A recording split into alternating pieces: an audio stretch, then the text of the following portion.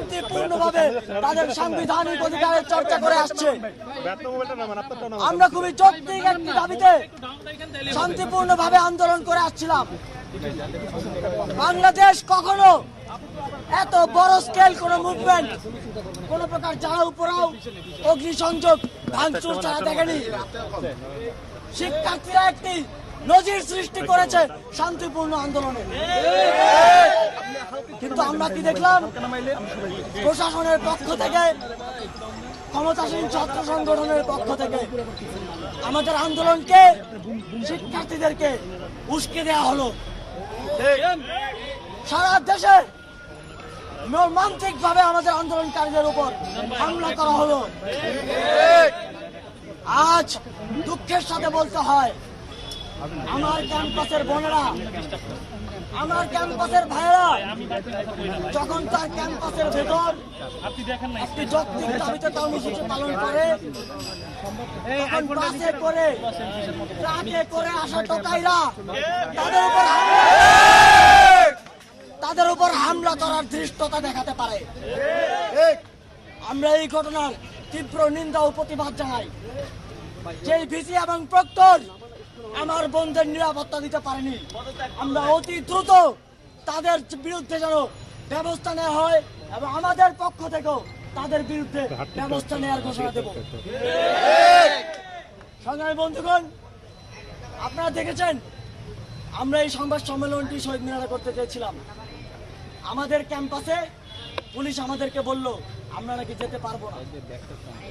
আমরা বললাম আমরা রেগুলার স্টুডেন্ট, আমাদের আইডি কার্ড আছে। তিনি তারপরেও যেতে দিলেন না। অথচ আমাদের ক্যাম্পাসের ভেতর ওই টোকাইরা ঘুরে বেড়াচ্ছে। আমরা কিন্তু বেশি দিন এটি বরদাস্ত করব না। ঢাকা বিশ্ববিদ্যালয়ের শিক্ষার্থীরা নেমে আসলে কি হয় তা কাল রাতে আপনারা দেখেছেন। এই টোকাইদের ঠিকানা এই ক্যাম্পাসে হবে না, এই টোকাইদের ঠিকানা এই ক্যাম্পাসে হবে না, এই ক্যাম্পাসে হবে না, টোকাইদের ঠিকানা, টোকাইদের ঠিকানা এই ক্যাম্পাসে হবে না, সন্ত্রাসীদের ঠিকানা এই ক্যাম্পাসে হবে না, সন্ত্রাসীদের ঠিকানা এই কর্মসূচি উদ্যোগ নির্দেশনা দিলেন আমাদের অন্যতম সমন্বয়ক নাহিদ ইসলাম। আপনারা আজকে সারাদিন দেখেছেন কি হয়েছে। ঢাকা বিশ্ববিদ্যালয়ের ইতিহাসের অন্যতম একটি মর্মান্তিক দিন আজকে ঘটেছে। আজকে পরিকল্পিতভাবে বহিরাগত অছাত্র এনে এই বৈষম্য বিরোধী খবর পেয়েছি 2 শতাধিকের উপরে আমাদের আহত হয়েছে এবং যার মধ্যে 20 থেকে 25 জনের অবস্থা খুবই ক্রিটিক্যাল। আজকে যখন ঢাকা বিশ্ববিদ্যালয়ে হামলাটি হয়েছে তখন আমরা বিশ্ববিদ্যালয়ের প্রক্টরের নীরব ভূমিকা দেখেছি।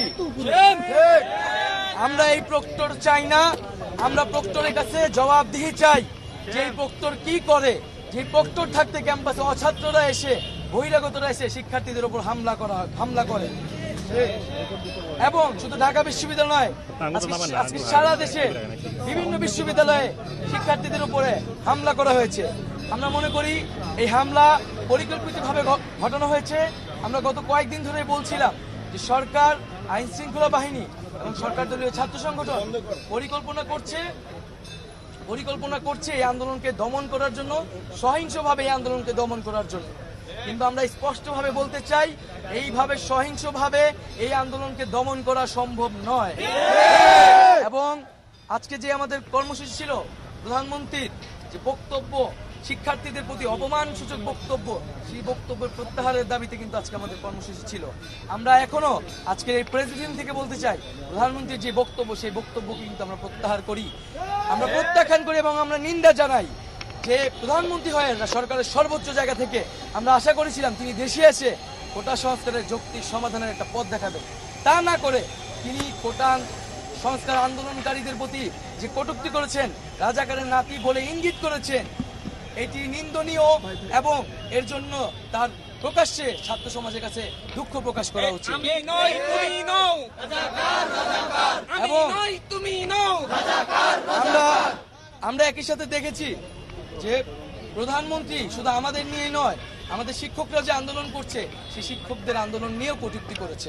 আমরা এটিরও তীব্র নিন্দা জানাচ্ছি। প্রধানমন্ত্রীর বক্তব্য এবং আজকে সারাদিনে যা ঘটেছে, আমরা সারা দেশের মানুষের কাছে আহ্বান করব, আপনারা নেমে আসুন, আপনারা সকল শিক্ষা প্রতিষ্ঠান শিক্ষার্থীরা নেমে আসুন, সাধারণ মানুষ নেমে আসুন, স্কুল কলেজ প্রাইভেট বিশ্ববিদ্যালয়ের সকল শিক্ষার্থীরা একযোগে নেমে আসুন এবং শিক্ষার্থীদের এই আন্দোলনকে সফল করুন এবং এই হামলার বিচার আদায় করুন।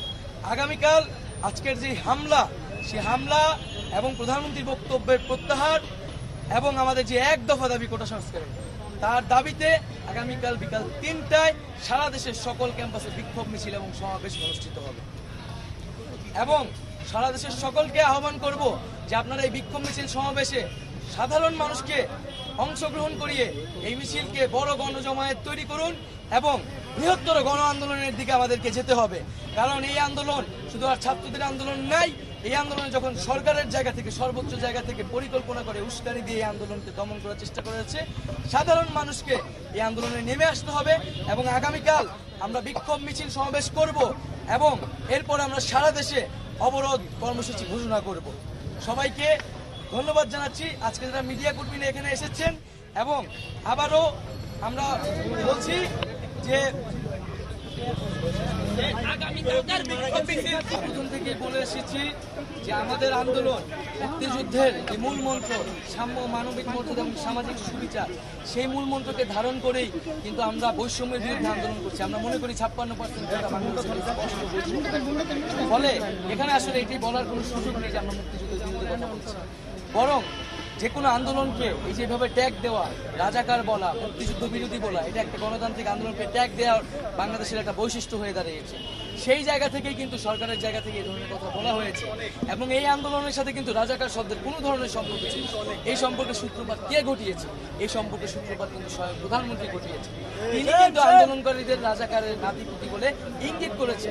তখন ছাত্ররা পাল্টা জবাব দিয়েছে, আমরা আমাদের আন্দোলন যৌক্তিক এবং ন্যায়সঙ্গত, রাজাকার বলা হোক না কি বলা হোক, তাতে আমাদের কিছু যায় আসে না।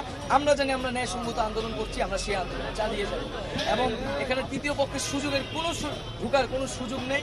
আমরা সবসময় বলছি শিক্ষার্থীদের একটা যৌক্তিক দাবি পূরণ করে দিলে এই আন্দোলন শেষ হয়ে যাবে।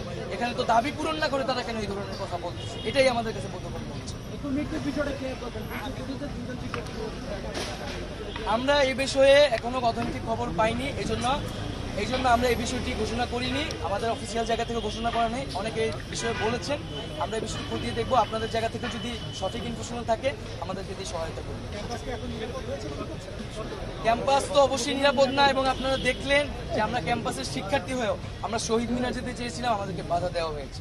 এখানে অছাত্রদের এসে তারা হামলার সুযোগ করে দেওয়া হচ্ছে, কিন্তু যারা আন্দোলনকারী তাদেরকে কিন্তু ক্যাম্পাস যেতে বাধা দেওয়া হচ্ছে এবং হলের ভিতরেও নানা ধরনের সমস্যা তৈরি করছে, প্রশাসন সমস্যা তৈরি করছে। আমরা স্পষ্ট বলতে চাই এবং শিক্ষার্থীদের প্রতি আহ্বান থাকবে, আজকে আপনারা প্রতি হলে হলে প্রতিরোধ গড়ে তুলবেন। যেসব হল ক্যান্ডিডেটরা, যেসব নেতারা আপনাদের উপর আঘাত করেছে, আমাদের বোনেদের উপর আঘাত করেছে, তাদেরকে কিন্তু আপনারা হলে ঢুকতে দিবেন।